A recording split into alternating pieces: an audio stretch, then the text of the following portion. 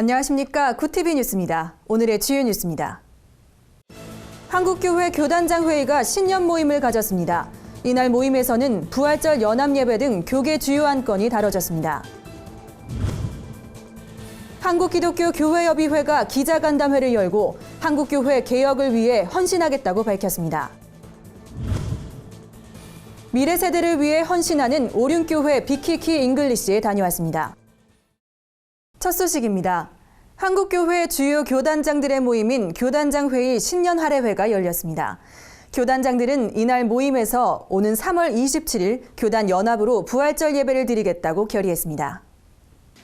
부활절 연합예배 대표대회장을 맡은 기독교 대한감리회 전용재 감독회장은 기자간담회에서 이같이 밝히고 장소 등 세부 내용을 조율하고 있다고 말했습니다. 전 감독회장은 교계 연합단체 중 한기총과 한교연은 함께할 것으로 보인다며 현재 교회협 이동충 회장과도 관련 내용을 협의하고 있다고 밝혔습니다. 이날 모인 15개 교단 총회장들은 WEA 세계 지도자 대회와 북한 나무 심기 사역 등 직면한 교계 사역에 대해서도 함께하겠다는 뜻을 나타냈습니다.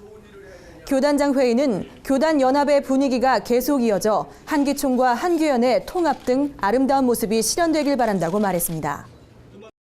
한국기독교교회협의회는 올해 중점 사역으로 교회의 일치와 사회 정의 실현을 꼽았습니다. 이를 통해 하나님이 원하시는 평화를 구현할 수 있도록 노력하겠다고 밝혔습니다. 교회협 김영주 총무는 교회 개혁을 위해 종교개혁 500주년 기념사업 특별위원회를 조직하고 개혁 과제들을 찾아 해결해 나가겠다고 말했습니다. 특히 종교개혁 500주년을 맞아 새로운 95개조 선언을 한국교회에 제시하고 바른교회 세우기를 위해 노력하겠다고 밝혔습니다.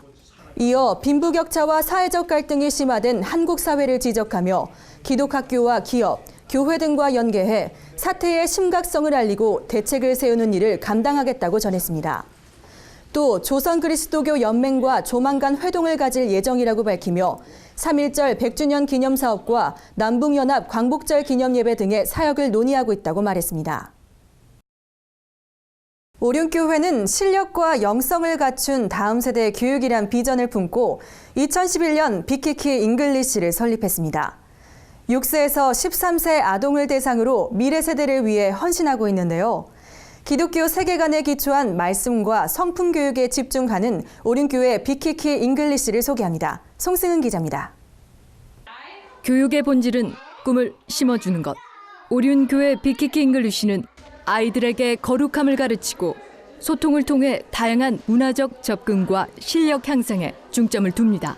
모든 프로그램의 베이스는 성경 이야기가 중심이 되어 성경 안에 있는 구약의 이야기와 신약의 이야기들을 아이들이 매번 듣게 되고요. 그 이야기를 통해서 저희가 교육을 하게 되는데 그 모든 과정은 다 영어로 진행이 되게 되어 있어요.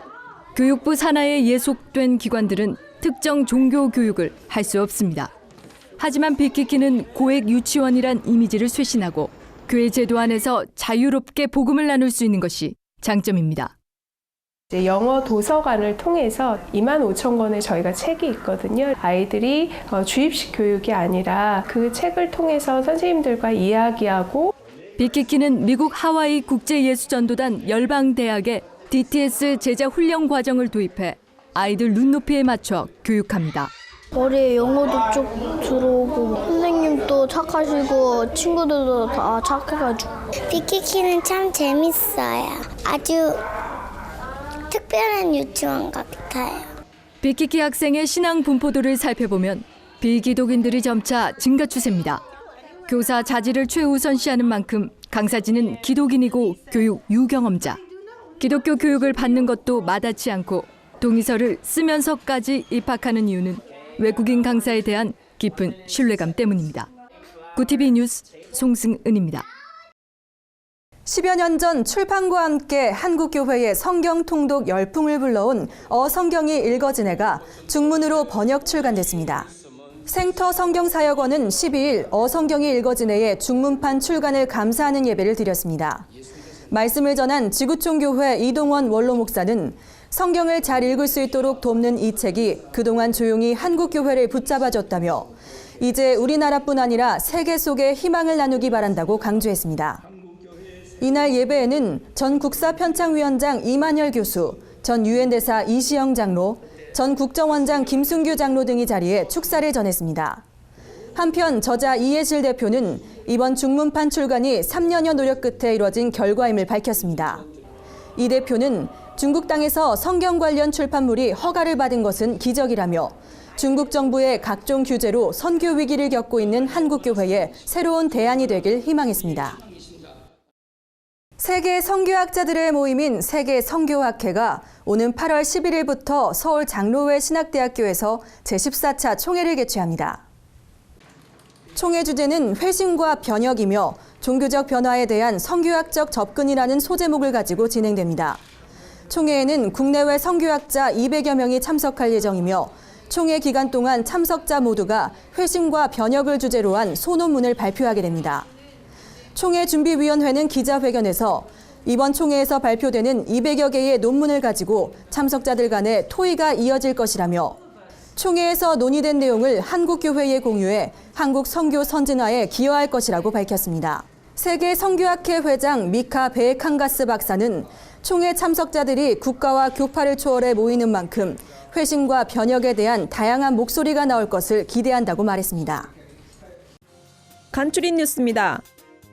북한이 올해도 전 세계 국가 중 기독교인에 대한 박해가 가장 심한 나라로 선정됐습니다. 북한은 14년째 기독교 박해 순위 1위를 기록했고 이라크, 에리트레아, 아프가니스탄, 시리아가 그 뒤를 이었습니다. 제48회 국가조찬 기도회 설교자로 세이덴 교회 소강석 목사가 선정됐습니다.